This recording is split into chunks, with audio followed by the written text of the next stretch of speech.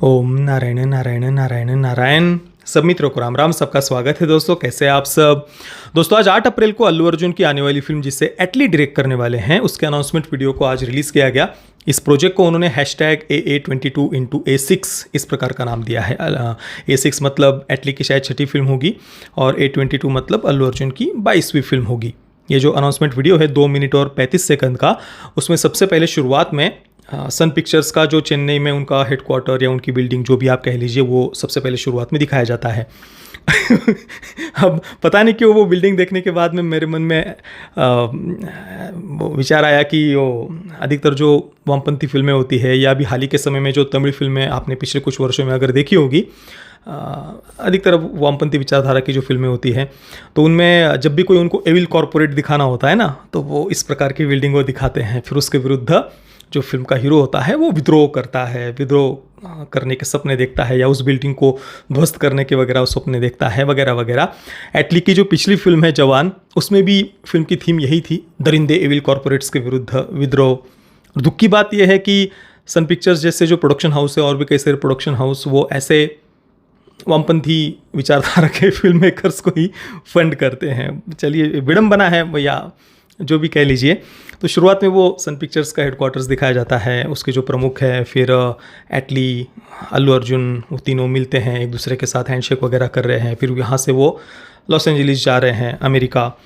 वहाँ जाने के बाद में अलग अलग जो VFX स्टूडियोज़ हैं उनके साथ वो मिल रहे हैं। Lola VFX, Spectral Motion, Fractured FX, ILM Techno Groups, इसके बाद में Ion Head Studios, Legacy Effects, इस प्रकार के VFX स्टूडियोज़ हैं जिन्होंने अलग अलग फिल्मों पर, बड़ी बड़ी हॉलीवुड की फिल्मों पर काम किया हुआ है। मैं अगर आपको नाम पढ़कर बताऊं, Spiderman Homecoming, Captain America Civil War, Avengers Age of Ultron, Iron Man 2, GI Joe Retaliation, Transformers Rise of the Beasts, Pacific Rim, Avengers Infinity War, Fantastic 4, इसके बाद में Westworld, Aquaman, 300 Rise of an Empire, Deadpool and Wolverine, Mission Impossible, Dead Reckoning, Stranger Things. ये सब मैंने नाम मिलाकर आपको एक साथ में बताए हैं। अलग अलग स्टूडियोज़ ने अलग अलग इनमें से फिल्मों पर काम किया हुआ है। तो इन सब के साथ में ये मिल रहे हैं, उनकी बातचीत हो रही है, उनके स्टूडियोज़ में जिन जिन प्रोजेक्ट्स पर वगैरह उन्होंने काम किया हुआ है या अलग अलग प्रकार के जो क्रीचर्स वगैरह है वो सब उनके स्टूडियोज़ में रखे हुए हमें दिखाई दे रहे हैं। फिर जो भी इनकी जो 3D मैपिंग टेक्नोलॉजी वगैरह जो भी है उसके अनुसार, जो अवतार में सबसे पहले उपयोग किया गया था जिस टेक्नोलॉजी को, उसके अनुसार अल्लू अर्जुन के चेहरे को वो स्कैन वगैरह कर रहे हैं। फिर जो भी क्रीचर का वगैरह उन्हें रूप देना होगा, रोबोट्स भी शायद हमें इसमें देखने को मिलेंगे, क्रीचर्स देखने को मिलेंगे। और इसके साथ में कुछ गन शॉट फायरिंग वगैरह भी शायद वो कुछ रखने वाले हैं, एक्शन वगैरह, मशीन गन से फायरिंग वगैरह ऐसा कुछ होगा, पता नहीं, उसका शायद हथियार वगैरह होगा रोबोट का। तो ये सब कुछ हमें इस इतने अनाउंसमेंट वीडियो के माध्यम से ये बातें पता चल रही है। सबसे पहली बात देखिए, अल्लू अर्जुन उनको ढेर सारी शुभकामनाएं मेरी तरफ से, ऐसा कुछ नहीं, परंतु ये जो प्रोजेक्ट जिस प्रकार से उन्होंने इसे अनाउंस किया है ना, पर्सनली मुझे ये बातें नहीं पसंद आई। मतलब ये दिखाना कि भाई देखो हम किसी फॉरेन स्टूडियोज़ के साथ में काम कर रहे हैं, बाहर के लोगों के साथ में काम कर रहे हैं, इस कारण से हमें उत्सुक होना है, तो भाई ना, ये देख करके मुझे, मेरी कम से कम कोई एक्साइटमेंट बढ़ती हो, ऐसा बिल्कुल भी नहीं है। दूसरी बात, अगर केवल विजुअल्स और VFX की ही बात होती, उसके आधार पर ही अगर फिल्में चलती, तो भाई ढेर सारी फिल्मों के नाम आपको मिल जाएंगे जिनका बजट बहुत बहुत बढ़िया था, बहुत ज़्यादा बजट के साथ में बनी हुई बिग बजट फिल्में, VFX विजुअल्स ऐसे कि आप उनकी कल्पना भी नहीं कर सकते, वर्ल्ड क्लास हॉलीवुड की फिल्मों की मैं आपको बात कर रहा हूँ। बॉक्स ऑफिस पर बुरी तरीके से पिटी है, बुरी तरीके से फ्लॉप हुई है। आप जस्ट गूगल पर जाइए, big budget flop Hollywood movies, आप सर्च करके देख लीजिए, आपको लिस्ट मिल जाएगी। अब मैं एक एक यहाँ पर नाम बताऊँ वगैरह वो छोड़ दीजिए, आप big budget flop Hollywood movies search कर लीजिए गूगल पर, विकीपीडिया पर, अलग अलग मीडिया पोर्टल्स वगैरह की लिस्ट आपको देखने को मिल जाएगी। अभी हाल ही का अगर मैं आपको एक उदाहरण देना हो तो मिकी 17 का उदाहरण ले लीजिए। उसमें भी अलग अलग दूसरे प्लैनेट पर जा रहे हैं, स्पेसशिप वगैरह, या वहाँ के जो क्रीचर्स वगैरह है, भाई गजब के क्रीचर्स, आपको बिल्कुल रियलिस्टिक लगेंगे। वो IMAX में रिलीज किया गया था, कैसे कैसे क्रीचर्स वहाँ पर दिख रहे थे, एक दो नहीं, फिल्म के एंडिंग में तो हजारों हजारों क्रीचर्स दिखाए गए हैं जिनकी आप कल्पना भी नहीं कर सकते, ऐसे बड़े बड़े भव्य। क्या हो गया, मतलब वो क्रीचर्स देखने से फिल्म अच्छी हो जाती है, विजुअल्स केवल ऐसे कुछ ना भाई, वो बातें कोई मायने नहीं रखती भाई फिल्म में। एकमात्र बात अगर कोई फिल्म में मायने रखती है तो वो है फिल्म की कहानी।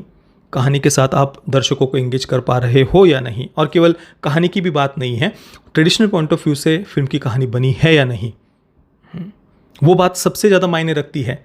अब मिकी 17 का ही मैंने उदाहरण दिया तो उसको आप ले लीजिए, उसमें वही कम्युनिस्ट लेफ्टिस्ट माइंडसेट की बनी हुई फिल्म है। एक एविल कॉर्पोरेट वहाँ पर भी है, वो दरिंदा एविल कॉर्पोरेट, उसको साथ में ही एक पॉलिटिशियन भी दिखाया है, डोनाल्ड ट्रंप की तरह मिमिक करते हुए दिखाया है। वही टिपिकल जो बातें एक वामपंथी फिल्म मेकर के दिमाग में आती है वही वहाँ पर भी है। भाई मजाक बन के रह गई वो फिल्म, और ऐसे कई सारे उदाहरण मिल जाएंगे। पिछले 4-5 वर्षों में ही हॉलीवुड के जो हालात हुए हैं वो क्यों हुए हैं, उनकी वही वोक माइंडसेट के फिल्म मेकर्स का जो वर्चस्व वहाँ पर बड़ा है। डिज्नी और मार्वल के ही हालात देख लीजिए, बर्बाद होकर के रह गए हैं, कितना नुकसान हुआ है, दर्शकों ने, लोगों ने कितना विरोध किया है डिज्नी का। अब डिज्नी की पिछली जो कुछ फिल्में फ्लॉप हुई है, क्या उनके विजुअल्स खराब थे? नहीं, बहुत बढ़िया विजुअल्स थे। एक स्नो वाइट को अगर हम छोड़ दें, स्नो वाइट में जो उन्होंने 7 बौने पुरुष जो बनाए हैं उनके वीएफएक्स कुछ बढ़िया नहीं थे, परंतु वहाँ पर भी जंगल ले लीजिए, जो प्राणी दिखाए गए हैं उनके वीएफएक्स विजुअल्स वगैरह बढ़िया ही थे स्नो वाइट के। क्यों फ्लॉप हुई?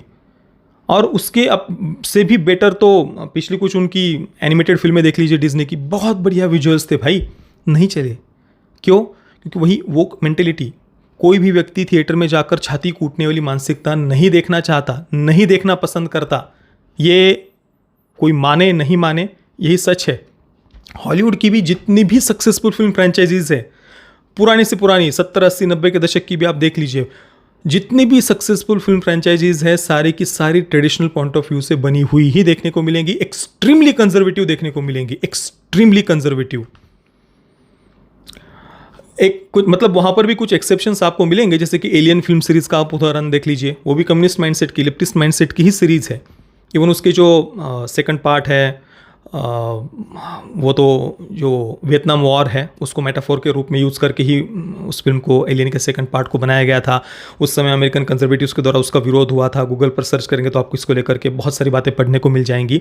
वो भी छोड़ दीजिए, वियतनाम वॉर उसको मेटाफोर के रूप में यूज़ करना वगैरह, पूरी एलियन सीरीज आप उठा करके देख लीजिए, हर जगह पर, हर पार्ट में आपको सबसे ज़्यादा शब्द कोई अगर सुनाई देगा तो वो company company company company company company, यही शब्द सुनाई देगा। फिल्म में विलन कौन है? एलियन विलन नहीं है, फिल्म में विलन है कंपनी, एक नेशनलिस्ट यूएस गवर्नमेंट और यूएस आर्मी, तो ये मुख्य विलन है वहाँ पर। परंतु एलियन फिल्म सीरीज में ये सब बातें इतनी सटल है ना कि हमारा ध्यान वहाँ पर जाता नहीं है। फिल्म मेकर एक दूसरी दुनिया में अलग प्रकार से हमें लेकर के गए हैं, और बातें कंपनी वगैरह वो है भी, तो उन बातों पर इस प्रकार से फोकस नहीं किया जैसे कि मिकी 17 में उन्होंने किया था। तो एक्सेप्शंस है, जो सक्सेसफुल फिल्म सीरीज है उसमें इस प्रकार की एलियन जैसी फिल्म सीरीज जो लेफ्टिस्ट माइंडसेट की है। परंतु अधिकतर आप अगर देखेंगे दुनिया भर में जो फिल्में सफल रही है, जो फिल्म इंडस्ट्री सफल रही है, वो केवल और केवल उनके ट्रेडिशनल कंटेंट के कारण ही रही है। आप इसमें कोरियन ड्रामास को ले लीजिए, जापानीज एनिमे को ले लीजिए, या हॉलीवुड जब तक सफल था, अभी 5-6 वर्ष पहले तक भी जो क्रेज़ था हॉलीवुड को फिल्मों को लेकर के, वो उनके ट्रेडिशनल कंटेंट के कारण ही था। ये बातें कोई माने नहीं माने उससे कोई फर्क नहीं पड़ता, यही सच है। तो यहाँ पर अगर आप ये दिखा रहे हैं कि बड़े स्टूडियोज़ के साथ हम काम कर रहे हैं, बड़े वीएफएक्स स्टूडियोज़, और वो भी किसी फॉरेन स्टूडियोज़, बड़े गोरे लोग आपने दिखा दिए, उनके साथ आप काम कर रहे हैं, तो इससे भारतीयों को खुश हो जाना चाहिए। क्यों खुश हो जाना चाहिए? ये मुझे कम से कम नहीं बातें पसंद आई। यही बातें हमने एटली की जवान फिल्म के समय भी, जितना मुझे याद है, सुना था कि किसी बाहर के बड़ी फिल्म में काम किए हुए किसी एक्शन कोरियोग्राफर को वगैरह उन्होंने लिया था जवान में। पठान के समय भी हमने यही बातें सुनी थी। तो क्या हो गया? पठान में किसी बाहर के एक्शन कोरियोग्राफर को आपने ले लिया जिसने टॉम क्रूज के साथ में काम किया हुआ था, तो क्या हो गया? फिल्म में क्या दिखाया वही बात मायने रखती है। आप कितने बढ़िया से कैमरा घुमा रहे हो, प्रेजेंटेशन बढ़िया हो जाएगा, पर कंटेंट अगर कचरा होगा, घटिया माइंडसेट वाला होगा, तो प्रेजेंटेशन आप कितना भी बढ़िया चमक धमक दिखा दो, वो बातें कोई मायने नहीं रखती है। तो मैं पर्सनली, ठीक है, किसी को लग रहा हो कि यार मैं बहुत निगेटिव बोल रहा हूँ, अभी तक तो केवल ये अनाउंसमेंट वीडियो ही आया है। पर्सनली भाई देखिए, एटली की जो फिल्मोग्राफी या उनकी जो फिल्म देखी है, उनकी जो माइंडसेट है, मैं अगर ये कहूँ कि मुझे बहुत उत्सुकता हो गई तो मैं ये झूठ बोलना हो जाएगा। नहीं है भाई, मुझे उत्सुकता से सिंपल सी बात है। अगर फिल्म जैसी होगी वो देखेंगे ही, ऐसा कुछ बढ़िया हो, हम तो शुभकामनाएं देते हैं, ऐसी कोई बात नहीं है। पर उन्हें भी ये बात समझने की आवश्यकता है कि केवल विजुअल्स वगैरह ये बातें कोई मायने नहीं रखती। ठीक है, बढ़िया क्रीचर्स वगैरह दिखाओ, डिस्टोपियन फ्यूचर दिखाओ, बड़े रोबोट्स वगैरह दिखाओ, कभी नहीं देखे ऐसे एक्शन सीक्वेंसेस बनाओ, किसी ने मना नहीं किया। पर मेन बात जो है मुख्य, जिस पर ध्यान देने की आवश्यकता है, वो है कहानी, कैरेक्टर्स।